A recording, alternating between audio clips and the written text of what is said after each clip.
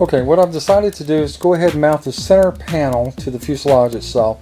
The first thing we do by the plans is to locate the mounting blocks, and we need to install those inside the fuse itself.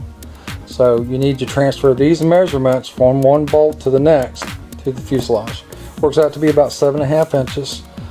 One thing I did do is I laid my wing onto the fuselage itself, centered it as best I could, and I marked the back. This is actually where the gussets of the back of the wing are, so I knew in general where this block was going to need to go, and in general where this one was going to need to go.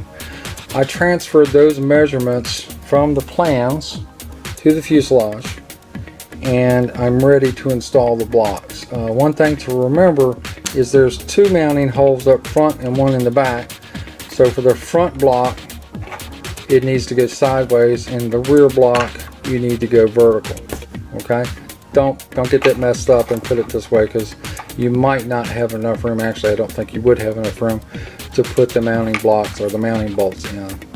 Once we get these in, then we'll work on the wing itself. As far as the bolts are concerned, or the bolt is concerned, it's got a T-nut with the little tines on the end that would normally stick in the wood.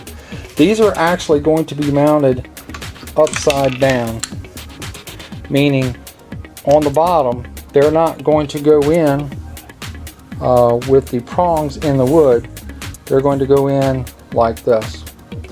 We're going to epoxy around those prongs, and those prongs are going to help it from spinning, but they're not going to actually be inset into the wood. If they did, if you noticed, the prongs themselves would actually, they're so long that they would actually extend past the wood anyhow and go into the fuse. So don't forget that part, don't do that backwards. We're going to use some petroleum jelly on the bolts as we do this process to make sure they don't get filled with epoxy. So 30-minute epoxy on that. Alright guys, I want to go over how we're going to square the center panel, or the wing basically, to the fuselage.